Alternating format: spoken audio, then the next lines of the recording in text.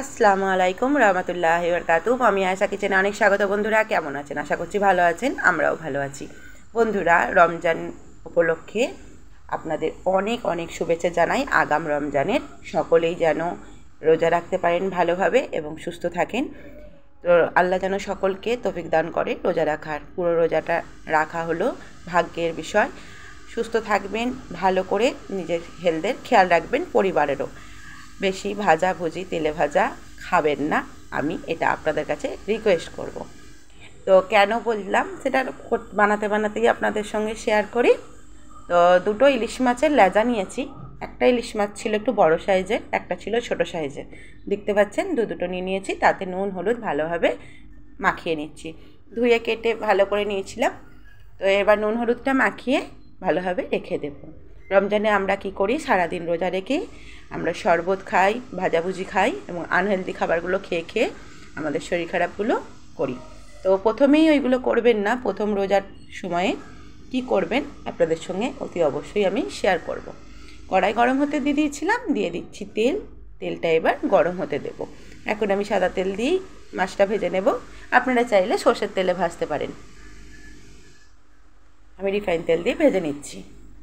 তেলটা গরম হতে দেব এবং এখানে নিয়ে নেব আমি অল্প, দেখুন লবণ দিয়ে দিলাম তেলের মধ্যে। আমি শুকনো লঙ্কাগুলোকে প্রথম ভেজে নেব। কিছু জিনিস ভেজে আমি তুলে নেব, তারপর মাছ ভাজবো। দেখুন 4টা শুকনো লঙ্কা দিয়েছি। আপনারা যদি বেশি খান আপনারা কাঁচা লঙ্কাও অ্যাড করতে পারেন বা শুকনো লঙ্কাটা একটু বাড়িয়ে কমিয়ে নিতে পারেন। তবে এই রেসিপিতে ঝাল ঝালটাই ভালো লাগে। তো এটা ভেজে আমি তুলে নিলাম।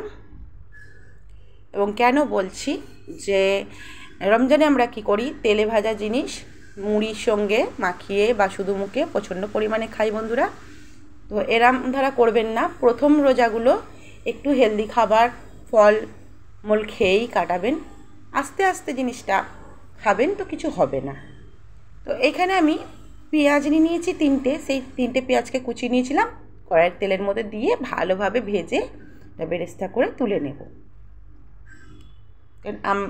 আমিও রামধারা খাবার খেয়ে খেয়ে কী হয়, প্রথম দিকে আমরা যখন রোজাটা রাখি, রোজাটা রাখার পর যখন আমরা তেলে ভাজাগুলো খাই তখন কী হয়, গ্যাসের প্রবলেম হয়। তো তার জন্যই বলা যে প্রথমেই খাবেন না, খেলেও অল্প অল্প করে খাবেন এবং নিজের শরীর খেয়াল রাখবেন এবং বাড়ির লোকেদেরও শরীরের দিকে খেয়াল রাখবেন। বেরেস্তাগুলো দেখুন সুন্দরভাবে ভেজে তুলে নিলাম। তুলে নেওয়ার পর মাছগুলো দিয়ে দেব, যেন আমরা পুরো রোজাটা করতে পারি হেলথের ওপর খেয়াল রেখে। সেই হিসেবেই কথাগুলো বলা, আর কিছু নয়। আমরা সত্যি করে অনেক আনহেলদি খাবার খাই রোজা খোলার পর। কারণ আমরা খাই জিলিপি, মিষ্টি, আমরা খাই তেলে ভাজা, যত রকমের তেলে ভাজা হয় তত খেতে ভালোবাসি আর ভালোও লাগে রোজা রেখে সব তেলে ভাজা খেতে। তো দেখুন মাছগুলো ভেজে নিয়েছি, কিন্তু খুব কড়া করে মাছগুলো ভাজবেন না। সুন্দরভাবে একটা কালার চলে এসছে। এবার মাছগুলোকে আমি তুলে নেব। কিছু মনে করবেন না, আপনাদের বন্ধু হিসেবে আমার বলা দরকার মনে হয়েছে, তো আমি বললাম। আপনারা যদি চান যে এই সময় ডায়েট করবেন, ওইটাও কিন্তু ভীষণ একটা উপকারী মাস ডায়েট করার জন্য। দেখুন একটা প্লেটের মধ্যে মাছগুলো নিয়ে আমি সুন্দরভাবে কাঁটা ছাড়িয়ে নেব। লেজা সময় লাগবে কাঁটা ছাড়াতে, তো আপনাদের আমি অল্প করে ফার্স্টে দেখিয়ে নিচ্ছি, তারপর আমি অফ ক্যামেরায় সুন্দরভাবে ছাড়িয়ে নেব। কারণ এটা ক্যামেরার মধ্যে যদি ছাড়াতে যাই অনেক বড় ভিডিও হয়ে যাবে। দেখতে পাচ্ছেন কত বড় বড় কাঁটা লেজার। লেজাতে একই কাঁটা থাকে, খেতে ভালো লাগে না খাবার খাওয়ার সময় ছাড়াতে করতে। এইভাবে যদি বানিয়ে নেন তখন দেখবেন, আমরা যদি ভিজে ভাত, যেমন জল ঢালা ভাত খাই তার সাথে কি গরম ভাতের সাথে, সবের সাথে কিন্তু ভালো লাগে।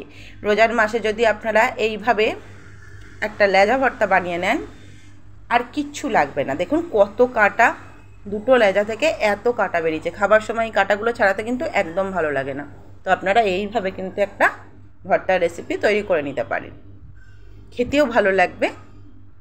দেখুন আমি শুকনো লঙ্কাগুলোকে নুনের সাথে ভালোভাবে একটু কষে নিচ্ছি। ভালোভাবে নুনের সাথে করলে ভালোভাবে হয়ে যায়, তার জন্য। অফ ক্যামেরার মধ্যে মাছগুলো আমি ছাড়িয়ে নিয়েছিলাম, আপনাদের দেখালাম।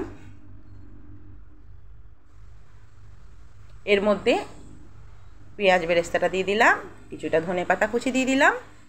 এখানে আমি রসুনের ব্যবহার করিনি, আপনাদেরও বলবো করবেন না, কারণ ইলিশ মাছের একটা আলাদা ফ্লেভার থাকে। রসুন দিয়ে দিলে কিন্তু সেই ফ্লেভারটা ইলিশ মাছের আসে না। তো আপনাদেরকে আমি বলবো যে ইলিশ মাছে রসুন দেবেন না। আমরা দেখবেন ভর্তাতে রসুন দিয়ে খাই, ইলিশ মাছেরটা দেবেন না, অন্য কিছু মাছে দেবেন, তাতে ভালো লাগবে। সুন্দরভাবে হাতের সাহায্যে মাখিয়ে নেব। খুবই নরম মাছ। এখানে দিয়ে দেবো সর্ষের তেল। আমি কিন্তু সর্ষের তেলে মাছ ভাজিনি, এবার আমি দিচ্ছি সর্ষের তেলটা। ভর্তার মধ্যে সর্ষের তেল থাকবে না সেটা তো হয় না। এবার হাতের সাহায্যে ভালোভাবে মাখিয়ে রেডি করে নেব। আপনাদের যদি আমার কথা আর আমার রেসিপি ভালো লেগে থাকে, লাইক শেয়ার কমেন্ট করে পাশে থাকবেন। নতুন বন্ধুরা সাবস্ক্রাইব করে পাশে থাকবেন। পুরনো বন্ধুদের অসংখ্য ধন্যবাদ আমার পাশে থাকার জন্য। এইভাবে বানিয়ে রোজার মাসে একটু সামনে রাখবেন, ভাত অনায়াসে খেয়ে ফেলবে, আর কিচ্ছু লাগবে না গো, এবং শরীরটাও ভালো থাকবে। ভালো রাখবেন সকলকে, ভালো থাকবেন।